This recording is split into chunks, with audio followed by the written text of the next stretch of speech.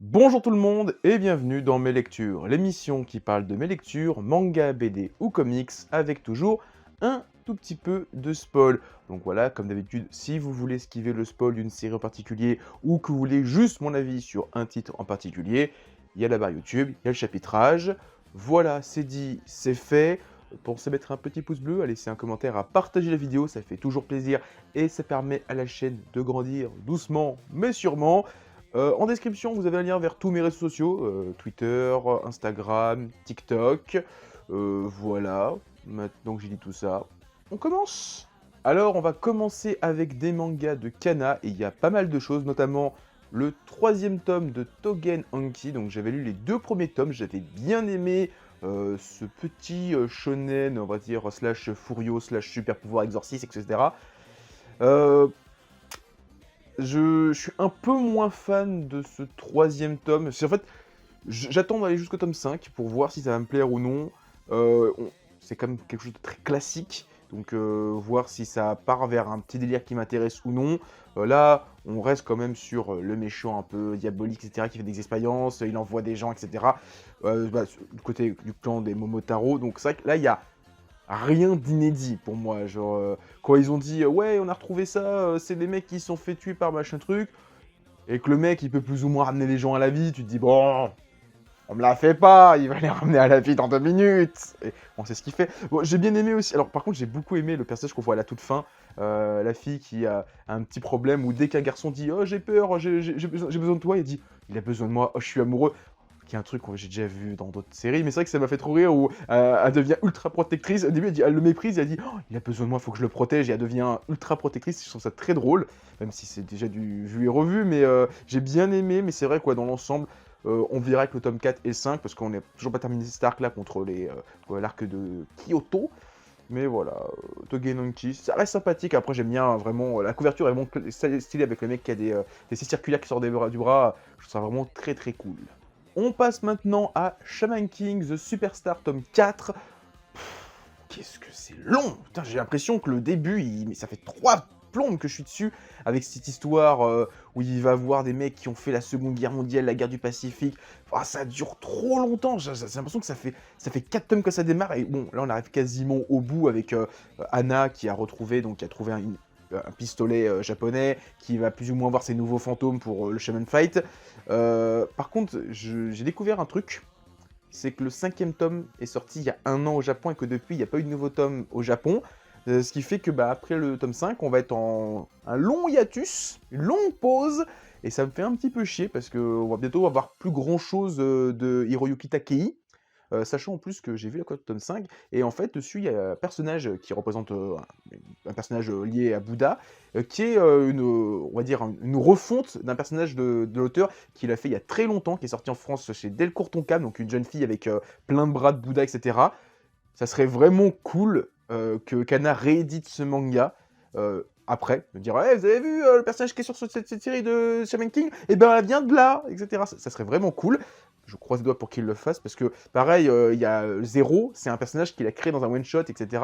Ça serait bien qu'il réédite ça, surtout qu'on va avoir le spin-off sur la sœur de Taoren, on va avoir Shaman King Zero qui arrive cette année.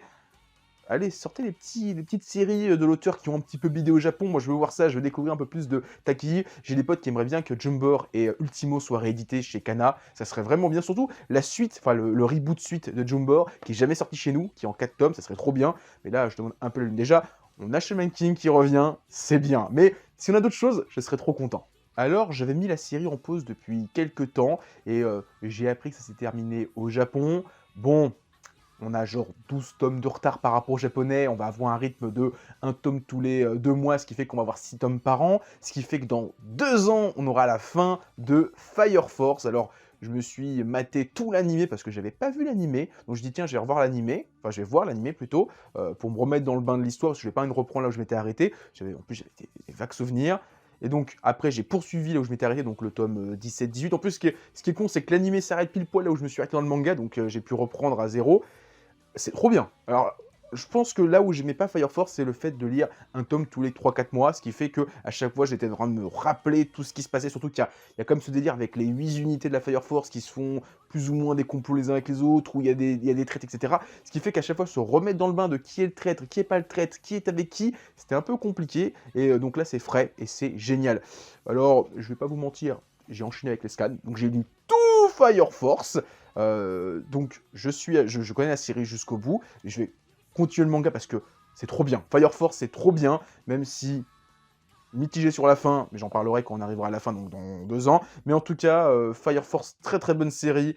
Si vous kiffez Solitaire, vous allez kiffer, ça va monter en puissance. De toute façon, là, c'est monté en puissance. Sauf que je crois que c'est dans ce tome-là qu'il commence à y avoir des révélations. Ah oui, c'est l'arrivée de Dragon. C'est génial. Donc c'est pour moi, je vais faire le plus gros parallèle avec Fire Force, avec Solitaire. Si vous avez kiffé le combat entre Black Star et Mifune, on a quasiment la même chose dans Fire Force avec Arthur et Dragon. Vous allez voir, c'est une rivalité qui va monter en puissance. Ça va être génial. Hâte de relire Fire Force, enfin, à relire ce que j'ai déjà lu il n'y a pas longtemps. Mais en tout cas, Fire Force, c'est très très bien. Alors, j'avais acheté depuis quelques temps les 6 tomes de Sexy Cosplay Doll. Donc là, j'ai les 5 tomes qui sont là. Et donc, j'ai profité de la fin de l'anime pour me lire toute la série. Et donc, lire la suite, le tome 6 et le tome 7. Donc la fin du tome 5, c'est la fin de la saison 1, et donc le tome 6, le tout début, c'est la suite, donc c'est vraiment juste après. Et ça confirme tout le bien que je pensais, tout ce que je pense que veut raconter l'auteur. Il y a des sujets qui sont abordés dans le tome 6, qui sont super intéressants. Alors, outre le fait que Marine veut se déguiser en bunny girl, voilà, c'est mignon, elle met des collants, elle a son truc échancré, où il y a une petite blague où elle dit « Mais on voit ma culotte !» Bah, il faut que je trouve un moyen de mettre une culotte, mais sans qu'on voit la culotte à travers les collants, parce que c'est échancré, là où pour Black Lily, elle s'en foutait parce que c'était un maillot de bain. C'est un peu particulier, bon, sa manière de penser. Mais il y a, tout début du tome 6, il y a un passage sur le cosplay, où les gens font du cosplay du sexe inversé. Et ça prend la moitié du tome, et je trouve ça hyper intéressant, cette vision qu'ont les gens de ouais, t'es une fille, tu te déguises en garçon, c'est bizarre, ah, t'es une fille, tu te déguises, soit t'es un garçon, tu te déguises en fille, c'est bizarre, et il y a tout un sous-texte là-dedans, dans le début du tome 6, qui est génial.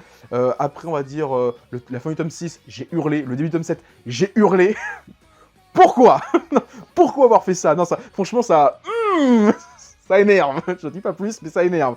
Franchement, lisez le tome 6 et le tome 7, vous allez hurler. Là j'attends avec impatience le tome 8, parce que dans le tome 7, on aborde entre guillemets, un arc, un nouveau cosplay, où Marine va se déguiser en personnage masculin. Enfin, une fille qui se cosplay en personnage masculin dans son œuvre d'origine, donc qui est une référence, alors... Je sais plus le nom de cet animé, je l'ai jamais regardé, où donc c'est une fille qui se cosplay en garçon pour tenir un bar à haute. C'est plus ou moins son cosplay, et donc ça va être intéressant de voir Marine vraiment se travestir, et donc on va sûrement voir ça dans le tome 8, qui fait aussi écho aux 2 sœurs qui avait avec le cosplay de Magical Girl, qui était super intéressant de voir ça, en plus, surtout que plus le délire des 2 sœurs, c'est tout le côté, le complexe du corps, et par rapport au cosplay, le fait que l'une est petite et elle voudrait faire des cosplays où elle serait plus grande, et inversement, celle qui a de la poitrine, elle se dit putain, mais j'ai de la grosse poitrine, je suis grosse, je peux pas faire de cosplay. On va essayer de trouver un arrangement. Je trouve ça super intéressant, mais clairement, tous ceux qui critiquent la série, l'animé ou le manga pour le côté ecchi, vous n'avez pas vu la série. Vous avez vu des extraits où Marine est en maillot de bain, et vous n'avez pas vu la série, et vous dites de la merde. Voilà, clairement, tout ce que j'avais à dire, parce que maintenant on va parler d'un truc qui est vraiment hard. On parle de Interspecies Reviewer. Alors si vous trouvez Sexy Cosplay Doll, ecchi, etc., c'est l'histoire de mecs qui font des reviews de filles dans des maisons closes. C'est génial. Alors, ce qui est fort, alors, je trouve qu'avec ce tome-là, ils se lâchent un peu les auteurs, c'est qu'on voit un peu plus de tétons, on voit un peu plus de filles à poil. Là où dans les premiers tomes, un peu moins, je trouve que là, ils se lâchent un peu plus sur le côté ecchi. C'est qu'en fait, c'est un manga qui parle de fait que des gens ont des rapports sexuels, mais on ne voit aucun rapport sexuel, parce qu'en fait, toute la partie rapport sexuel, c'est juste écrit à la main en disant « Oui, les filles comme ci, eh ben, il faut les prendre comme ça », mais en fait, on te décrit même pas l'acte, on te dit juste qu'est-ce qu'ils pensent des filles. Genre, une fille avec des ailes, c'est un peu bizarre parce qu'il faut attraper les ailes, et bon, des fois, tu fous des coups de claque avec ça. Là, il y a un délire où ils vont voir des naines. Et donc, il dit, ouais, faut aimer les filles à barbe. Il y a tout un délire, il y a toute une page sur les mecs où ils parlent des filles à barbe, qu'ils aiment pas trop les poils, etc. C'est génial, c'est con. Mais voilà, c'est une petite série à lire. L'animé sur Wakanim, il est franchement hardcore parce que c'est limite à un parce que t'as tous les bruitages en fait. Quand ils coupent les passages où ils font des rapports sexuels, bah, on les a pas dans l'animé, on a vraiment vite fait censurer, mais sauf qu'on a les bruitages. Donc on entend tous les Yamete Kudasai. C'est horrible, voilà. Mais voilà, donc j'ai réussi à trouver un moyen de contrecarrer Sexy Visual. Je vous parle de ça juste avant, ou juste après. C'est génial. On parle maintenant de Kengan Ashura tome 18, donc comme d'habitude, hein, je ferai une vidéo, un lecture sur deux de Kengan Ashura, hein, ça change pas, pour profiter le plus possible jusqu'à l'arrivée des tomes 21 à 24. Donc dans ce tome-là, on a un combat et 2 demi-combats, donc on a la fin du combat entre Muteba, donc qui est juste ici, donc le mercenaire africain aveugle, contre, j'ai oublié son nom, Sekibe Yashijun, donc le catcheur, violent. Alors, je m'attendais à ce que Muteba gagne, clairement, parce que j'aime bien Sekibe Yawashi, le catcheur, je le trouve vraiment cool, j'adore son Sadagen, son tatouage, etc. Mais entre un mec qui fait un sport de combat où on fait semblant de se battre, même s'il se bat vraiment, il sait se battre, et un mec qui est une arme à tuer, j'avais pas trop confiance en pour le catcheur. Ensuite, on a le combat, excusez-moi, je me souviens plus de tout les combats, les noms des personnages. Donc c'est Rei contre Sampei, donc le Thaïlandais. Si je dis pas, non, c'est pas un Thaïlandais.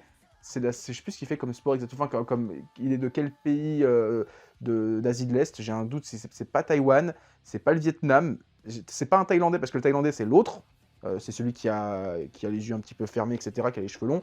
Et donc face au mec qui contrôle le point de l'éclat, etc., combat unilatéral. Enfin, il est quand même violent le combat, mais tu sentais que celui qui est donc qui a une relation amoureuse avec son patron allait gagner. Et ensuite, on a le combat entre, alors excusez-moi encore une fois, le rival du héros Kiryu face à Gensai, donc le gros barbu. Bon, je sens quand même que le rival du héros va gagner parce que je vois clairement une finale entre Kiryu et Soma. C'est ce qui me paraît le plus évident. Le mec qui a tué son maître face au héros. Voilà, enfin, le mec qui a tué le maître du héros face au héros, c'est ce qui me paraît le plus logique comme combat. Si c'est l'autre, je serais surpris parce que c'est vraiment un retournement de situation. En fait, après, parce qu'en fait, dans ma tête, j'imagine bien qui va affronter qui. Et pour moi, je vois vraiment le héros qui va affronter un mec costaud et qui va affronter le mec qui a tué son maître, qui a affronté, qui aura battu le numéro 1 du Kengan Ashura. Ça serait. Après, il affronte le numéro. Sinon, il affronte le numéro 1. Bon, ce qui est tout aussi intéressant, mais je voulais voir le combat des disciples qui s'affrontent, etc. Mais en tout cas, Kengan, c'est toujours un grand plaisir à lire.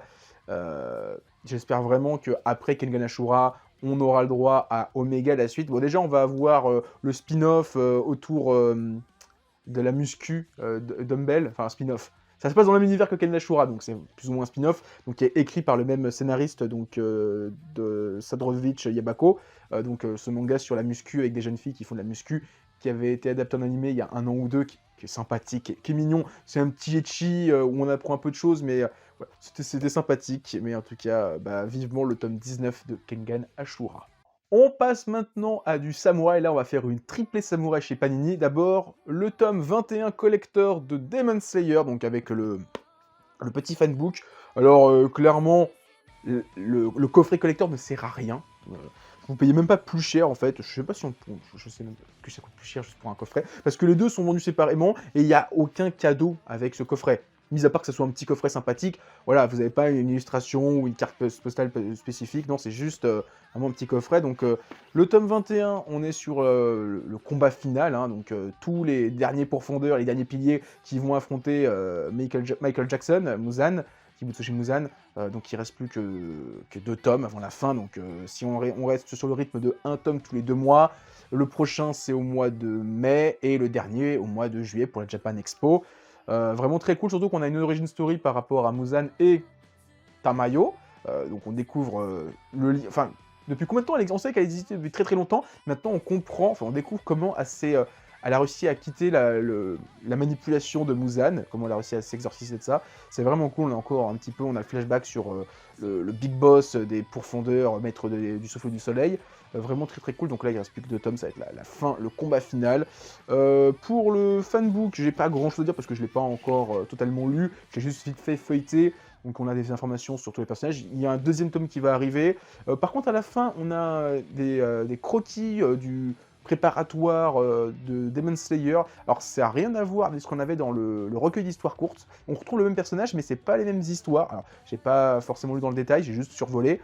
Mais voilà, c'est intéressant pour poursuivre un petit peu les recherches sur Demon Slayer. Vivement le deuxième tome et vivement la fin de Demon Slayer pour que je me relise toute la série d'une traite parce que c'est vraiment un manga que j'aime énormément. Sidou, tome 13, donc on a passé la moitié de la série Sidou, qui reste donc plus que 12 tomes. Toujours aussi bien, moi j'adore. Surtout qu'en plus Panini va rééditer quasiment toutes les œuvres. Là, ils ont annoncé Soul Keeper, ils ont annoncé Blue je sais plus quoi. Pika va annoncer Black Box. Là, on va avoir 3-4 séries de Takahashi en même temps. C'est magnifique, c'est trop beau. Et dans quelle timeline je vis Sinon, toujours aussi bien, moi j'adore Sidou. Gros affrontement alors, entre Shotaro et Takasugi. Alors par contre, les prénoms, j'arrive pas à les retenir. C'est un truc de dingue.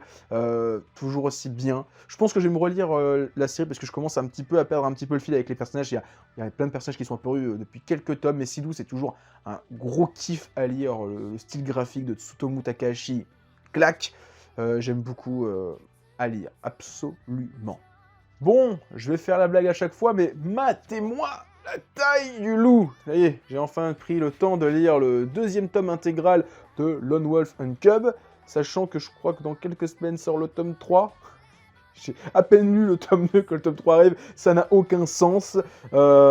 Toujours un bouquin de qualité, 600 pages de pur plaisir, des combats, des personnages entre le père et le fils. Le tome 2 en plus s'ouvre sur l'origine alors, excusez-moi, Ito Ogami, par contre les noms, excusez-moi, je les ai pas retenus. On savait qu'il avait été banni pour un crime, on ne savait pas vraiment quoi exactement, enfin un crime qu'il n'a pas commis, et donc on découvre ce qui s'est réellement passé avec un flashback. Après on revient sur le présent, et donc toujours la quête de vengeance. Surtout que maintenant qu'on sait qui est le grand méchant, mec qui a orchestré le faux crime du loup, on voit ce personnage-là qui arrive et qui commence à foutre un petit peu le bordel, à envoyer des mercenaires pour essayer de le tuer. C'est toujours aussi bien, c'est divinement bien dessiné. Comme je le disais sur mon Instagram, les doubles pages où ils se tapent dessus, mais c'est une dinguerie. Les combats d'épée, les moments de non-dit. Moi j'adore ces moments où ils se regardent en mode combat de Far West, combat de cowboy dans le Far West, où ils se regardent, t'as plein de planches où ils se regardent, ils vont dégainer le cap, tac tac, ils se tapent dessus et c'est fini. C'est génial. Par contre, je vais m'arrêter de parler parce que en vrai, il est super lourd et je commence à avoir le bras qui fatigue. Mais Lone Wolf and Cub, c'est vraiment un manga à lire. Alors, je reconnais que il faut avoir de la place pour entreposer les 12 bouquins qui vont arriver, parce qu'ils sont énormes. Je sais même pas, moi, où je vais les entreposer, tellement ça prend de la place, c'est énorme. Mais voilà, je suis assez quand même très content de cette édition Deluxe pour un titre qu'il mérite, même si c'est pas forcément très pratique à transporter, à lire, parce que voilà, c'est le genre de bouquin, je le lis chez moi, hein. Je prends un week-end, je prends un samedi, je le bouquine dans la journée. Alors, pas d'une traite, hein, je le feuillette, je lis un chapitre, je me pose, je vais voir un truc, je reviens, je relis la suite, etc. Parce que c'est quand même vite gavant, enfin usant de s'enchaîner les 600 pages, mais c'est vraiment super bien. Pas du tout redondant, mais voilà, Lone Wolf and Cub à lire, absolument. On passe maintenant à Fairy Tail, le 11e tome de l'édition intégrale. Alors, j'ai toujours pas reçu le 12 et le 13. J'espère que Hachette n'a pas de soucis de fourniture de matières premières, parce que c'est un peu la dèche en ce moment. Donc, le 11e tome de cette intégrale, c'est la fin de l'arc Oration Seis, Nirvana, etc. Vraiment cool le combat contre Zero, le grand maître, je sais plus si c'est ça, c'est Zero, le véritable maître de la guilde Oration Seis. Encore une fois, je me souviens des gens qui disent « Ouais, pour de l'amitié ». Ben, pas tellement en fait. Alors ok, power up, le fait que tiens, prends la flamme dorée, il deviendra plus puissant. Alors, il la mange et il devient super fort, mais c'est pas du poids de l'amitié. Le poids de l'amitié, c'est genre Natsu, il faut que tu gagnes, et genre oh l'énergie de mes amis. Bah toujours pas, hein. J'arrive au 11e tome sur 36 de l'intégrale, donc on est quasiment au tiers. Et alors si je dis pas de bêtises, j'ai pas vraiment vu de pouvoir de l'amitié. Hein. Il y a eu des alliances, il y a eu des mecs qui sont venus à se battre 2 contre 1. Il y a eu des power-up qui sortent un petit peu de nulle part, mais pas de pouvoir de l'amitié. Hein. Là, clairement, les mecs qui disaient ça, vous m'y tenez un petit peu, hein, parce que je me souviens qu'on parlait déjà de pouvoir de l'amitié à ce moment-là. Alors, après, là, on va arriver sur l'arc d'Edolas, qui est l'arc que j'aime le moins, moi, de Fairy Tail, de mes souvenirs, hein. J'ai vraiment eu du mal avec cet arc où ils vont dans une autre dimension et les mecs sont inversés. C'est pas du tout mon délire. Donc là, j'appréhende le tome 12 et 13. Donc je pense que c'est pour ça qu'il met du temps à arriver. Même Hachette, ils savent que j'appréhende un petit peu la suite, donc ils veulent pas me les envoyer tout de suite. Mais j'aimerais bien que ça arrive parce que je vais vite me retrouver à court de Fairy Tail. J'espère juste qu'ils n'ont pas trop de soucis d'impression parce que voilà, ça coûte cher, c'est compliqué. Tout le monde en parle sur les réseaux sociaux. On passe maintenant à de la bande dessinée et c'est le 3e tome de l'intégrale de Klezmer, donc 3e et dernier de cette intégrale. Donc après, j'ai le 2e intégral avec le tome 4 et le 5e tome à lire. Mais avant, je vais parler un peu du chat du rabbin, hein, comme j'ai dit, hein. Un klezmer, un chat du rabbin. Donc là, c'est le tome 3, tous des voleurs. Donc on est après le tome 2, où c'était la grande fête, l'anniversaire de Scylla. Et donc là, la petite bande s'est réunie dans un appartement. Et ils décident que ça sera l'appartement, ça sera un petit peu leur QG, leur domaine à eux, leur royaume où ils pourront faire ce qu'ils veulent. Et donc on va suivre un petit peu la vie de chacun, tout le monde qui va rencontrer des gens, alors avec des histoires qui sont plus ou moins liées à tous des voleurs, hein. On a celui qui s'appelle le Duc, qui va rencontrer des Allemands, je crois, ou des Russes, qui vont lui donner des armes, mais par accident, et après ça va être le bordel, ils vont récupérer des armes, enfin, c'est un bordel. T'as Jacob, le héros, qui va se faire arnaquer, qui va essayer de récupérer un truc pour on lui a arnaqué sur un instrument de musique, et il va essayer de en récupérer un nouveau pour donc le voler, enfin... Des trucs, c'est vraiment super intéressant. Là, on est vraiment sur un peu plus les relations entre les personnages, parce que là, certains qui ne s'étaient pas vraiment croisés discutent entre eux, et vraiment, toujours un grand plaisir à lire. Alors, toujours très compliqué à lire, parce que c'est vraiment le style propre de Johann Sfar, avec son aquarelle, qui, des fois, les pages sont pas forcément évidentes à lire, mais l'histoire est vraiment très très cool. Je vraiment prends un grand plaisir, et donc il me reste plus que 2 tomes, donc heureusement j'ai encore un peu du chat du rabbin à lire entre temps, donc ça va un peu dilater ma lecture, mais au moins il me reste plus que en vrai il me reste plus que 2 tomes, donc le prochain c'est chat du rabbin, après le tome 4, après chat du rabbin, après le 5e tome, et après ça sera que du chat du rabbin. Mais en tout cas, Klezmer, vraiment une très bonne surprise, et vraiment une très bonne lecture que je vous conseille, que je vous recommande. On reste encore un petit peu avec Johann Sfar parce que j'ai pris le nouveau tome de Donjon, donc le tome -82, donc la suite des aventures donc de la partie Potrominé. Pour ceux qui ne savent pas, Potrominé, en fait, c'est...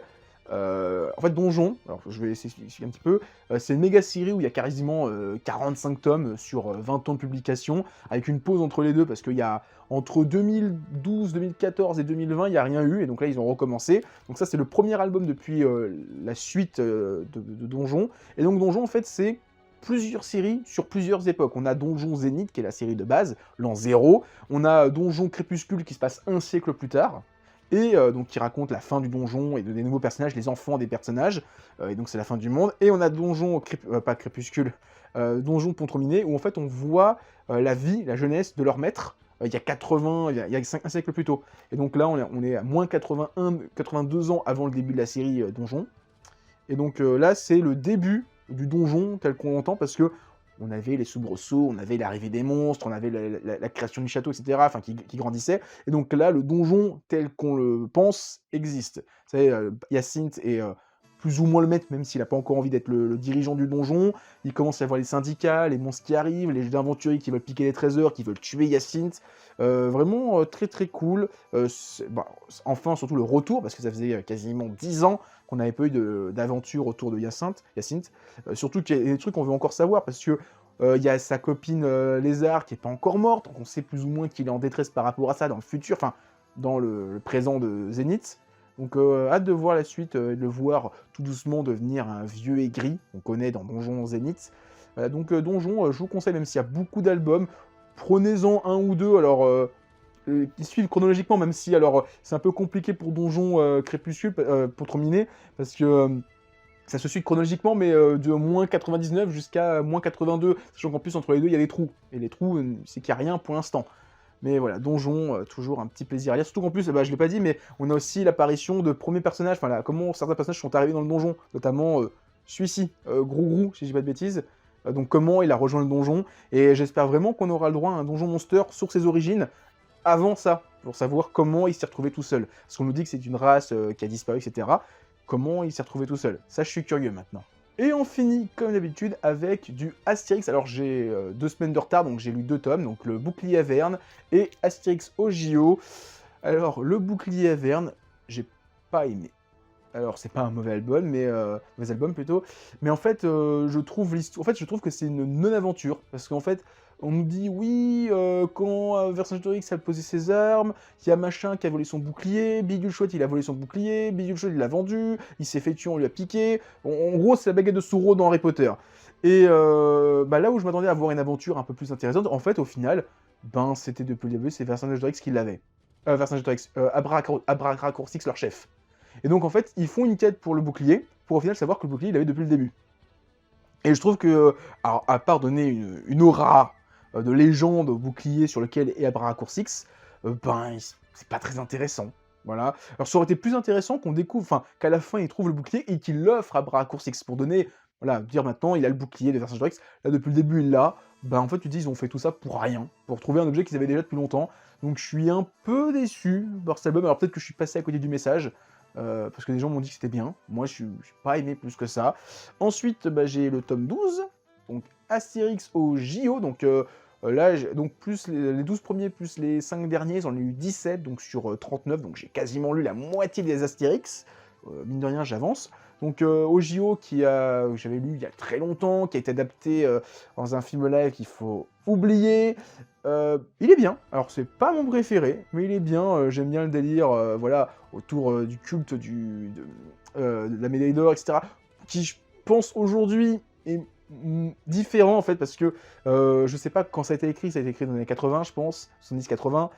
Ça a peut-être pas la même aura que ça aujourd'hui. Les JO, aujourd'hui, c'est quand même tout un délire de soft power où avoir gagné les JO, avoir des athlètes qui ont des médailles d'or, c'est vraiment hyper important. C'est montré, mais pas de la même manière qu'on est aujourd'hui, parce que je pense qu'aujourd'hui, les JO ont une aura totalement encore différente que c'était à l'époque. Même si je comprends un peu les idées, là, je pense que la série a un petit peu pris un coup de vieux vis-à-vis du fait que bah, les JO, surtout depuis les JO de Chine, de Pékin, il y a 10 ans maintenant, il y a 3-4 JO, où il y avait eu... les gens ont dit wow, « putain, c'est quoi toute cette technologie ?» Bah, ça, je pense qu'aujourd'hui, ça aurait été intéressant de le mettre. Alors, pas les Chinois, mais montrer vraiment tous les Romains qui font l'ouverture et qui en font des caisses pour montrer que c'est nous les plus puissants. Ben, ça aurait été intéressant de le mettre. Ça, c'est pas forcément mis dans cet album-là parce que ça n'existait pas à l'époque. Mais voilà, je me dis, si on remettait les JO au goût du jour, il y aurait ce délire de... genre César, il arrive et il amène des lions, des trucs en feu, etc. Il en fait des caisses pour montrer les Romains, on est trop forts. Voilà. Mais voilà, c'était un bon album, mais je pense qu'il a pris un petit coup de vieux du fait que maintenant les JO ont plus la même aura. Donc le prochain, normalement, c'est quoi? C'est Et le Chaudron et en Hispanie. En Hispanie, je suis très curieux, j'ai hâte de le lire. Le Chaudron, je sais pas de quoi ça parle, donc je suis curieux. En tout cas, voilà, c'est vrai que c'est toujours un plaisir à lire, même si j'ai pas aimé plus que ça le Bouclier Averne. Donc voilà, c'était ma vidéo, mes lectures. J'espère que vous l'avez aimé. Si c'est le cas, laissez un pouce bleu, laissez un commentaire, partagez la vidéo, ça fait toujours plaisir.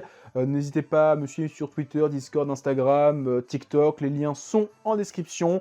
Et bah, moi maintenant, je vais vous dire à plus et continuez à lire des mangas. Allez, ciao tout le monde!